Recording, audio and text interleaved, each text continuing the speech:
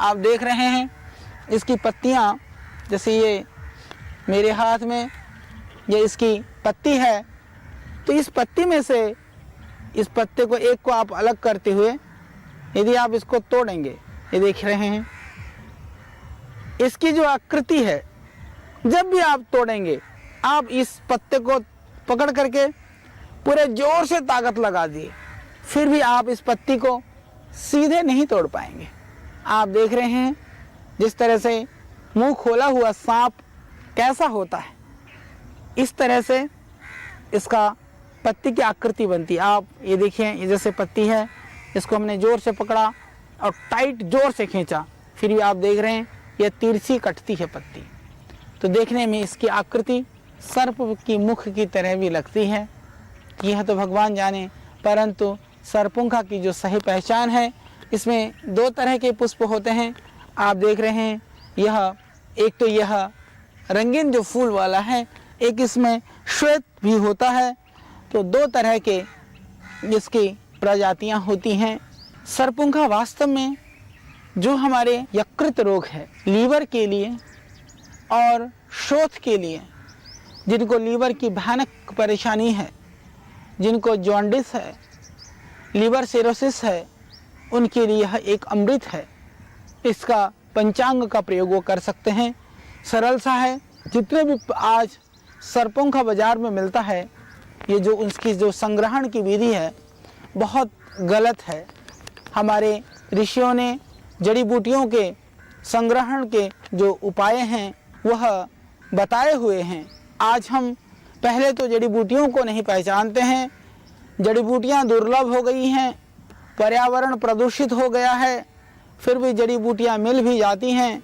तो उन जड़ी बूटियों को जिस तरह से हमें संग्रहण करना चाहिए, जब जिस समय उन जड़ी बूटियों को हमें लेना चाहिए हम उसको नहीं लेते हैं, तो उसकी जो गुणवत्ता है उससे हम वंचित रह जाते हैं। जो लाभ उनसे मिलना चाहिए, आज मैंने देखा यह हरिद्वार के क्षेत्र में बहुत मात्रा में इस सरपुंखा को पाया जाता है। ये सरपुंखा रूपी यह दिव्य जड़ी इस हरिद्वार में उपलब्ध होती है।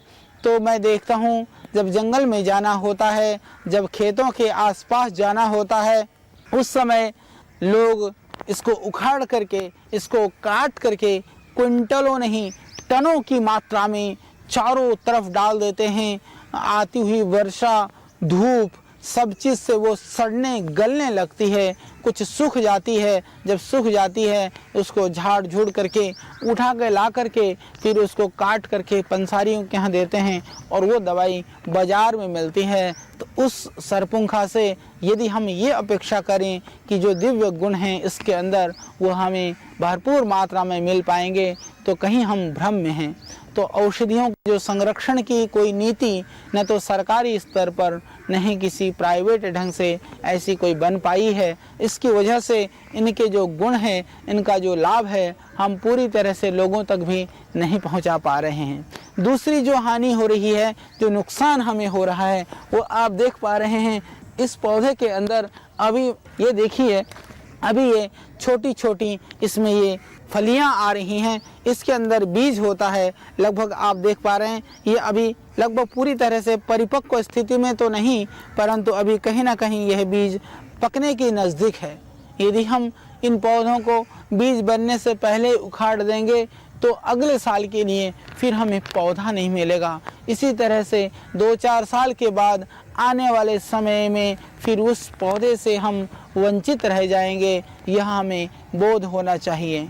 सिर्फ जड़ी बूटियों का प्रयोग करना ही हमें सीखना नहीं है, जड़ी बूटियों का संरक्षण, जड़ी बूटियों की रक्षा, इसकी अभिवृद्धि हमें कैसे करना है यह भी हमें जानना बहुत ज़रूरी है। तो मैंने आपको बताया कि किस तरह से असमय में हम जड़ी बूटियों का दोहन करते हुए उन जड़ी बूटियों की गुणवत्ता को कम कर रहे हैं, और हम लोग किस तरह से असमय में जड़ी बूटियों को निकाल करके, उखाड़ करके हम जड़ी बूटियों का नाश कर रहे हैं।